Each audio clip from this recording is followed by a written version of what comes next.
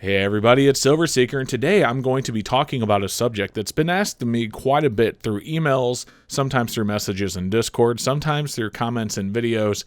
But the question is, should I be stacking gold? Or they've asked the question in some form, but essentially that's what the question is.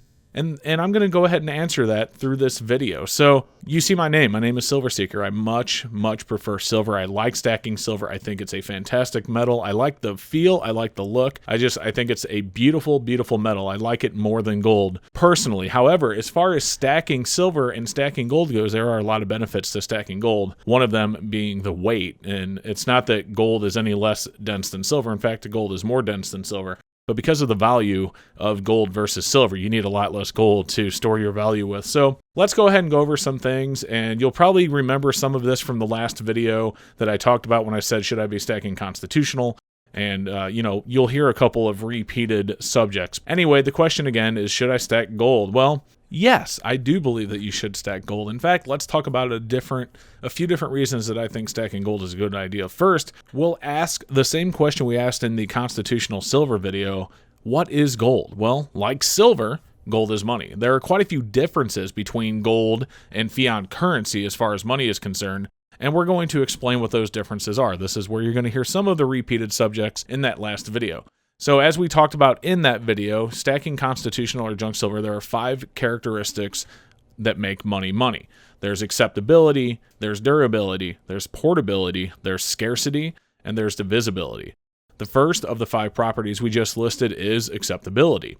Gold is recognized globally as a store of wealth for over multiple millennia, not just new. This has been going on forever. People have been stacking gold as wealth all the way back to the ancient Egyptians. The US dollar, however, as well as other currencies in the world, do not actually have the same luxury. In fact, the US dollar, which is what a lot of people hold dear, is actually relatively new. It's only been around for a couple of hundred years. Secondly, we have durability. Now, gold is far and away one of the most durable substances in existence. It can be melted, it can be dissolved with chemicals, it can be in the ocean for millennia with all the salt water, and it's still recoverable. Can you say that for fiat currency? Of course you can. It can be burned, it can be destroyed, it can just wear down being in too many pockets. Even fiat currency that is stored in a computer system, for example, is susceptible to computer glitches, hacks, and things like that. We also have portability. This one is pretty self-explanatory. In fact, gold fits this far better than silver does, which I mentioned earlier, because it has a much higher value than silver, and therefore it takes less weight for the same value to be transported. Right now, gold and silver is a ratio difference of over 80-1, so it's going to take you 80 troy ounces of silver to equal 1 troy ounce of gold. Therefore, gold is definitely a bit more portable. You also have scarcity.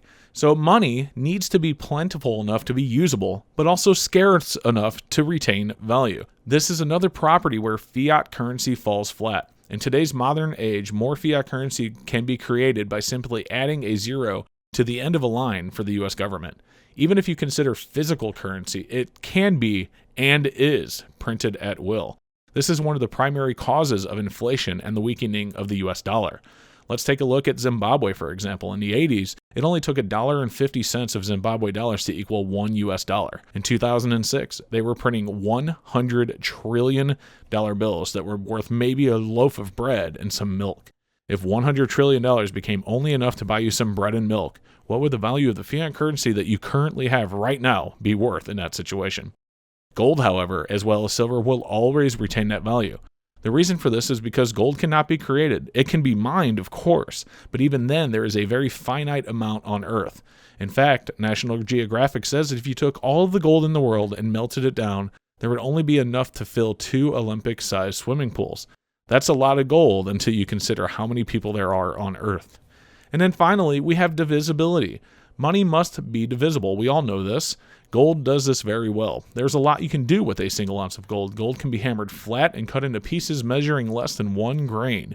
That takes 480 grains for an ounce, by the way. In fact, a single ounce of gold can be hammered so thin that it could cover a 100 square foot diameter. That's just with 1 ounce. That's pretty incredible. So now that you know all that, why should you invest in gold? Well, like I explained earlier in the video, gold has been used as a fantastic storage of wealth and value for multiple millennia.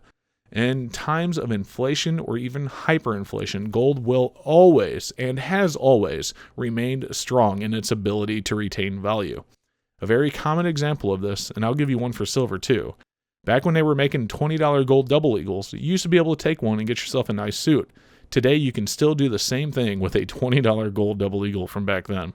And as per silver, well, even though this video is not about silver, back in the 60s, you could get gas for roughly 25 cents per gallon. Today, a quarter from 1964 can still get you a gallon of gasoline. But those are only small examples. Let's think about something hypothetical. If we have 1 ounce of gold today, and let's say that gold is worth $1,300, and then we experienced hyperinflation of, let's say, 500%. Even if gold retained that same value, it would still be worth $6,500 US. Well, how is that if it retained its value? Because gold is traded on a world market, but it's priced in US dollars. So the weakening of the US dollar instantly is reflected by how many US dollars an ounce of gold is worth. So if our dollar is only worth $1 today and tomorrow is only worth 50 cents, and if gold is worth $1,300 today, tomorrow it would be worth $2,600. So let's just say if we experienced that type of hyperinflation, would it have been better to keep your $1,300, or would it have been better to buy an ounce of gold? By the way, Zimbabwe experienced a peak hyperinflation of 79.6 billion%. Think about that for a second. What happens to your money if that happens? So, do I think you should stack gold? Absolutely. I think gold and silver are fantastic. They complement each other. There you go, guys. I hope you enjoyed the video and the explanation. Let me know what you think in the comments, and we will talk to you next time.